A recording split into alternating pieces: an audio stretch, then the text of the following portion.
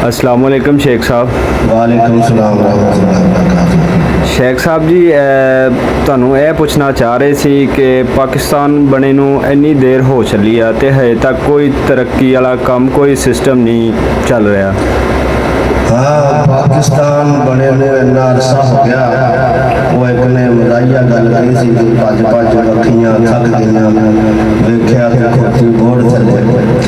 असल में बात यह है कि पाकिस्तान बनाकर हमने कोशिश की अल्लाह को धोखा देने, इस्लाम का नाम लेके अल्लाह ताला को धोखा देने की कोशिश की। कोई अल्लाह को धोखा नहीं दे सकता। हकीकत में हमने अपने आप को धोखा दिया। उस वक्त जब हमने पाकिस्तान बनाया तो हमारा नारा ये था, पाकिस्तान का मतलब क्या, ला इलाहा इल्लल्लाह।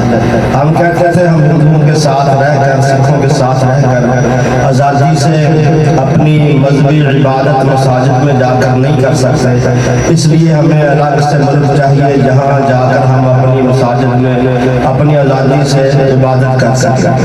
तो अल्लाह ताला ने हमारी मदद की। 27 या 28 रमज़ान को हमें पाकिस्तान जैसा एक अलग मुल्क, ये हमें अल्लाह ताला ने नेमत दी रमज़ान में। लेकिन हमने इस्लाम का नाम लिया जब हमने पाकिस्तान बना लिया। अब जिस इबादत के लिए हमने पाकिस्तान बनाया, वहाँ देखें इबादत के लिए, नमाज पढ़ने के लिए मस्जिद में जाते हैं तो नमाज पढ़ के पीछे देखते हैं तो जूता नहीं होता है, कोई जूता उठा के ले जाता है। हत्ता के मस्जिद के अंदर वुज़ू के लिए लगी हुई टूटियाँ वो भी हम खोल के ले जाते हैं। मस्जिद के पंखे तक हम नहीं छोड़ते, वो भी ले जाते हैं। हत्ता के मस्जिद के कूलर के साथ गिलास वो भी जंजीर के साथ, संगली के साथ बांध के रखना पड़ता है। बार गली मोहल्ले बाजार की बात नहीं मैं कर रहा, मस्जिद की कर रहा हूँ। जिसको हमने इबादत के लिए इस मुल्क को लिया है, उसकी मसाजिद का ये हाल है कि वहाँ कूलर के साथ 10 रुपए का गिलास भी संगली से बांधते हैं। तो जब हमने ये हाल किया, इस्लाम के नाम पे अल्लाह को धोखा देने की कोशिश की, तो आज हमें ये सजा मिल रही है।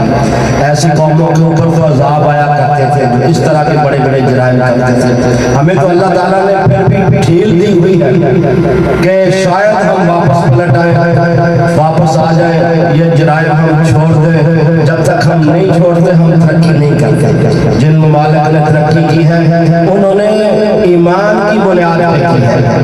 उनको जाके देखें, उनकी मसाजिद में लोग नमाज के लिए जाते हैं, वहाँ जूता उठाना तो दूर की बात है, वो अपनी जेब से मोबाइल भी निकाल के साइड पे रख देते हैं। उनका कोई मोबाइल भी नहीं उठा के लेके जाता, वो भी वहाँ पड़े रहते हैं। नमाज के बाद अपना अपना मोबाइल लेके जाते हैं, अपने अपने जूते पहन के जाते हैं। और हमारी नजर ये होती है कि जो कुछ मिलता है उठा के ले जाए। तो अल्लाह ने सजा ये दी है कि आज हमें भीख मांगने को लगाया है। आज हम भिखारी बन चुके हैं, गरीब से लेकर अमीर तक, बल्कि अमीर से लेकर वजीर तक, बल्कि वजीर से लेकर वजीर आजम तक पूरा मुल्क भिखारी है। सबके सब भीख मांग रहे हैं, गरीब गलियों में मांगते हैं। और हमारे रईस वज़रा, वजीर आजम दूसरे ममालिक में जाकर बादशाहों से भीख मांगते हैं। हम दूसरे ममालिक में जाकर देखें, वहाँ सड़कों पे, ट्रैफिक सिग्नल पे जो भिखारी भीख मांग रहे होते हैं, सबसे ज्यादा तादाद हमारे मुल्क में होती है। हमारे बादशाह भीख मांग के वापस जाते हैं तो हम लाइनों में लगकर अपने हिस्से की भीख का मुतालबा कर रहे होते हैं कि हमारे हिस्से का भी आटा दे दो, हमारे हिस्से के चावल दे दो। ये तो अल्लाह ताला ने सजा दी हुई है। अगर हम चाहते हैं कि हम तरक्की करें, हमारा मुल्क तरक्की करे, तो हमें इज्तिमाई तौबा की जरूरत है। सारा मुल्क बाहर निकले, सब लोग निकले, बच्चे बूढ़े जवान सब निकल कर रो रो के अल्लाह से तौबा करें, माफी मांगे कि या अल्लाह हमने ये बहुत बड़ा जुर्म किया है कि तेरे नाम पे हासिल किया मुल्क, उसके अंदर हमने 2 नंबरी की है, बेईमानी की है। अल्लाह हमें माफ कर दे। जब तक अल्लाह नाराज है हम तरक्की नहीं कर सकते। अल्लाह को मना ले, जब अल्लाह राजी हो जाएगा तो फिर देखना इंशाअल्लाह यही मुल्क, इसके अवाम किस तरह तरक्की करते हैं। जरूरत सच्ची तौबा की है। अल्लाह से दुआ है अल्लाह हम सब को अमल की तौफीक अता फरमाए।